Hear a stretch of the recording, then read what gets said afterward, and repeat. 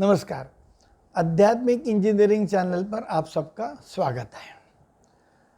आज का विषय है चलो भगवान को जागते रखेंगे।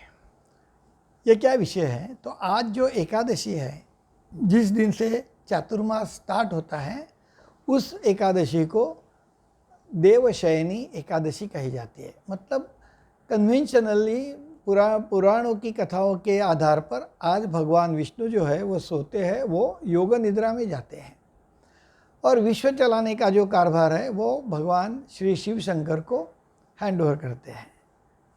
4 महीने के बाद जब कार्तिक एकादशी आती है तो भगवान शिव शंकर जो है वो अगेन भगवान विष्णु को उनका जो विश्व का व्यवहार जो है वो वापस हैंड ओवर करते हैं। आज जो चातुर्मास स्टार्ट होता है वो चातुर्मास क्या है? तो ये ग्रीष्म ऋतु और वर्षा ऋतु के संधिकाल का पीरियड है। तो इस संधिकाल में क्या होता है कि हवा में ह्यूमिडिटी बहुत ज़्यादा होती है, सूर्य प्रकाश बहुत कम होता है, सब जगह पानी पानी होता है।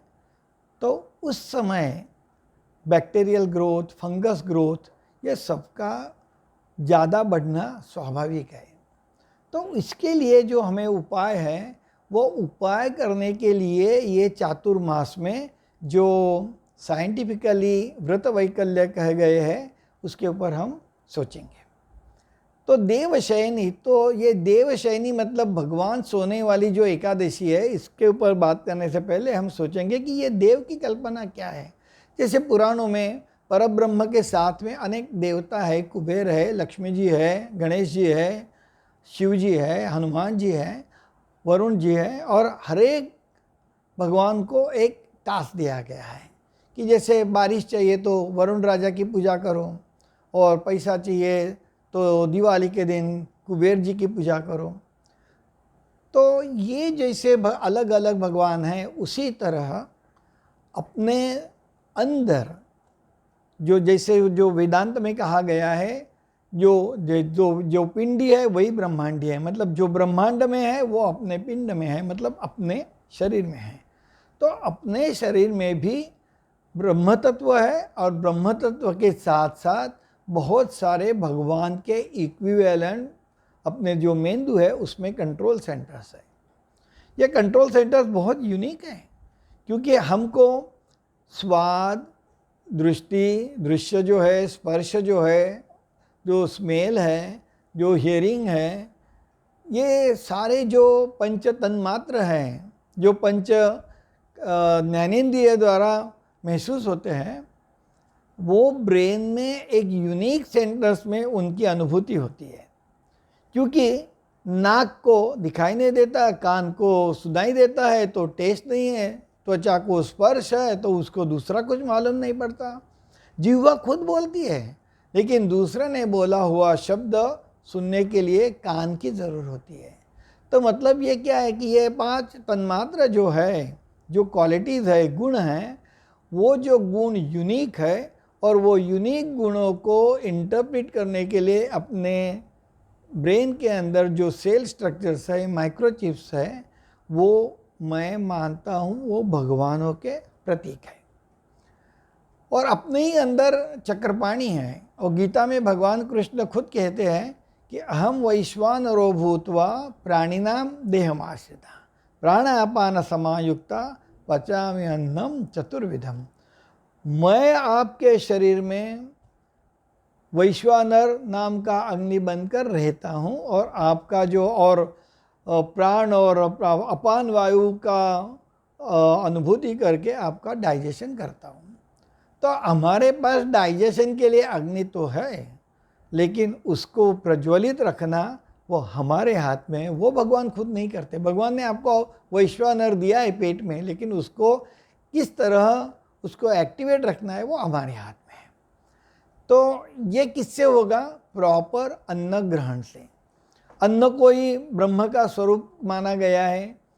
और जो आदि शंकराचार्य ने सूत्र लिखा है, जो स्तोत्र लिखा है, अन्नपूर्णे सदा पूर्णे शंकर प्राण वल्लभे ज्ञान वैराग्य सिद्ध्यर्थम भिक्षा देहि च पार्वती। तो अन्न को ब्रह्म का स्वरूप बहुत लोगों ने शुरू से माना है। और भृगु को भी कहा गया था कि अन्न ही पूर्ण ब्रह्म स्वरूप है। गीता में भी अन्नों को बहुत इम्पोर्टेंस दिया गया है। तो ये जो अन्न है वो हमारे पूरे शरीर को रक्त से लेके वीर्य तक बनाकर सारे ऑर्गन्स को जो न्यूट्रिशन चाहिए वो देता है। अगर वो अन्न न्यूट्रिशन देता है तो वो अन्न जो है वो प्रॉपरली डाइजेस्ट होना चाहिए।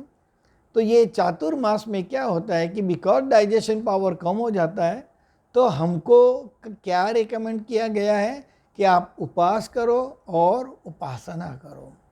उपवास का इंटरप्रिटेशन हम ये लेंगे कि एक प्रकार का कंट्रोल डाइट, और उपासना का मतलब है ध्यान, धारणा, योगा, जो हम अपना मेंटल पावर, मानसिक शक्ति बढ़ाने के लिए जो अपने मन को बेसिकली कंट्रोल करके अपनी जो गतिविधियां हैं उनको गलत रास्ते पे न जाने के लिए ध्यान धारणा जो है वो उपासना है।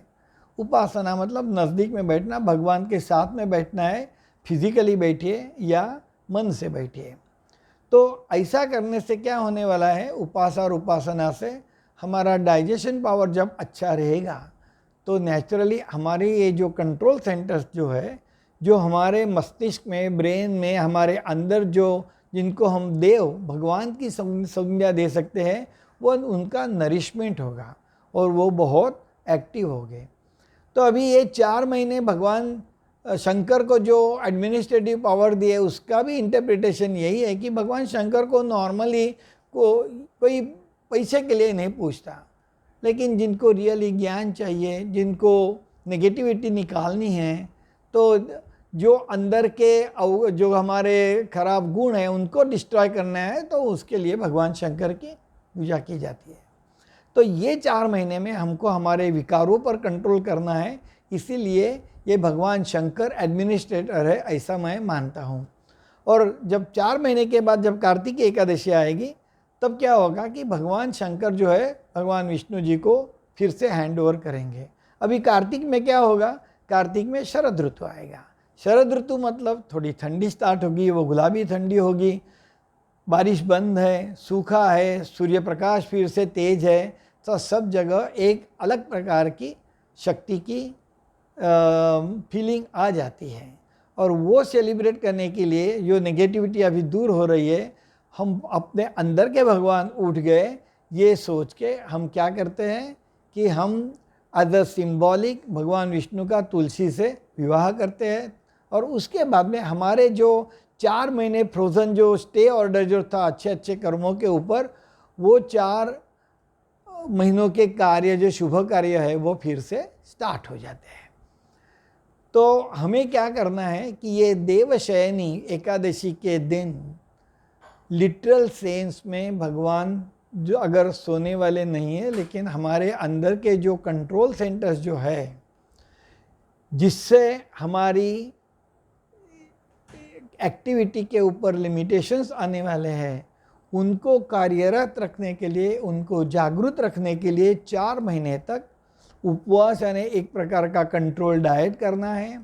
उपासना, ध्यान धारणा, एक्सरसाइजेस, योगा वगैरह करना है। पूजा अर्चा भी कर सकते हैं। मन को बेसिकली प्रसन्न रख के, मन को कंट्रोल करके जो अनवांटेड एक्टिविटीज़ है उनको कंट्रोल करना है। और अगर ऐसा हम कंट्रोल करेंगे तो हम भी अपने अंदर के जो भगवान हैं उनको ये 4 महीने में सोने नहीं देंगे, जागरूक रखेंगे। हम अपने अंदर पॉजिटिविटी रखेंगे, रोग प्रतिकारक शक्ति अच्छी तरह रखेंगे। और जैसे कहते हैं जीवे में शरद शतम, ये क्यों कहते हैं शरद शतम, क्योंकि ये 4 महीने चातुर्मास के बाद आता है शरद ऋतु, जिस दिन भगवान वापस कार्तिक एकादशी को उठते हैं। तो अगर आपने ये 4 महीने अच्छी तरह पास कर लिए तो एक रीज़न बनता है बिलीव करने के लिए कि आगे आपकी तबीयत अच्छी रहेगी। इसीलिए कहा जाता है, अथर्ववेद में सूर्य को प्रार्थना की जाती है कि भाई किसी को आशीर्वाद देना है, जीवे में शरद शतम, मतलब आप 100 साल शरद ऋतु देखो। तो इस प्रकार हम अन्नपूर्णा को प्रसन्न रखेंगे।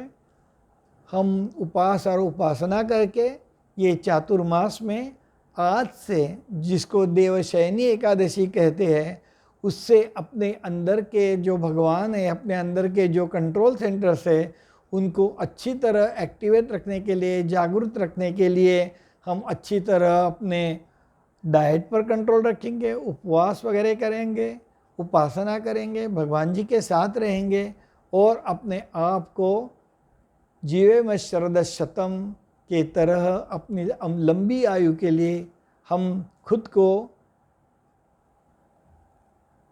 समर्थ करेंगे। धन्यवाद, नमस्कार।